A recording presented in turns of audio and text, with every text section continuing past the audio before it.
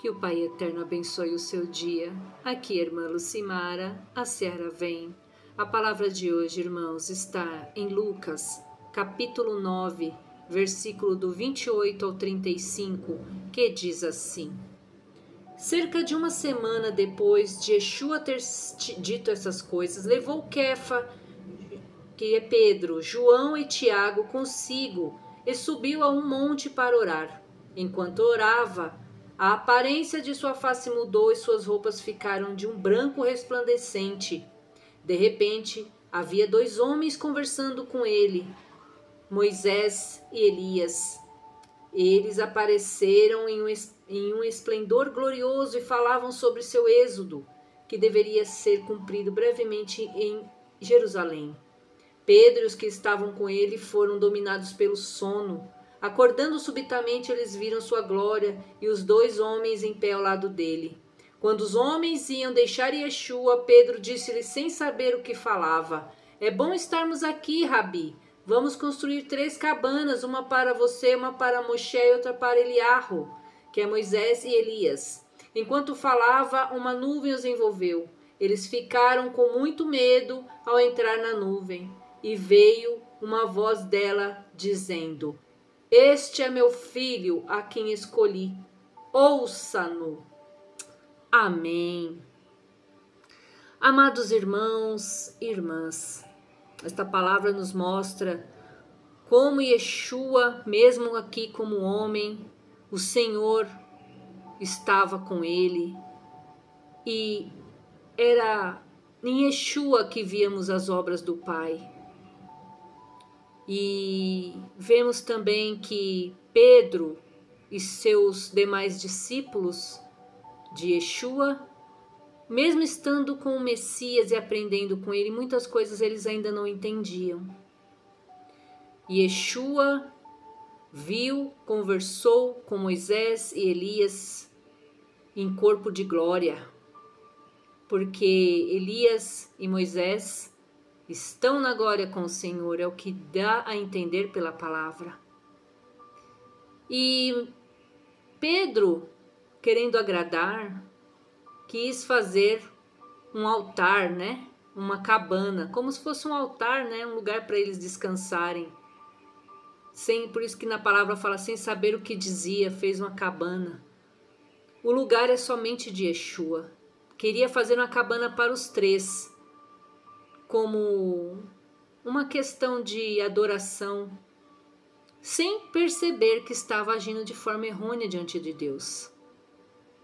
E o Senhor, na sua glória, apareceu e a sua voz foi ouvida pelos discípulos, dizendo que Yeshua era o filho escolhido e era para ouvir o que ele ensinava. Amados e amadas, nós estamos num tempo em que há muitas vozes falando. O homem muitas vezes age de uma forma que quer agradar a Deus e muitas vezes age de forma idolátrica, de forma que na verdade pode estar desagradando ao Senhor. Às vezes age de idolatria com homens, idolatria com vaidades. Vaidades, eu digo, religiosas mesmo. Se deixam levar pela religião. Irmãos e irmãs com mais de 30 anos de igreja, 30 anos na caminhada e muitas vezes não aprenderam a verdade, se submetendo à vontade de homens. Quefa, que é Pedro, Tiago e João que estavam com ele, estavam ali e muitas vezes não compreendiam. Acabaram até dormindo quando foram ao monte orar junto a Yeshua. Pegaram no sono. Espiritualmente falando, é o que está acontecendo com muitos hoje. Estão no sono, sendo guiados por falácias, guiados por doutrinas de homens, querendo fazer uma cabana para Elias, para Moisés, e esquecem que o único que merece todo o louvor, toda a honra, toda a glória, toda a adoração, primeiramente nosso Pai, e o nosso Messias Yeshua. O nosso Messias é aquele que se entregou por nós para nos salvar. E nós, ao invés de estarmos nos entregando também à palavra, ao que o Senhor ensina, muitas vezes nos deixamos levar por opiniões. Cada um tem uma opinião. Nesse tempo agora, estamos vendo muitos falando de arrebatamento, que vai ser tal dia, tal mês, tal hora. E a palavra diz o quê? A palavra diz que devemos olhar os sinais. Mas acautelai-vos que não sejais enganados, que ninguém vos engane, porque não será assim. Então nós temos que nos acautelar e olhar os sinais. Porque por muito tempo houve guerras, até mesmo aquela do Holocausto. Quem vivia naquela época podia imaginar que já era a grande tribulação, mas não foi. Porque Israel ainda não tinha sido nem fundada ainda como um país, como um território.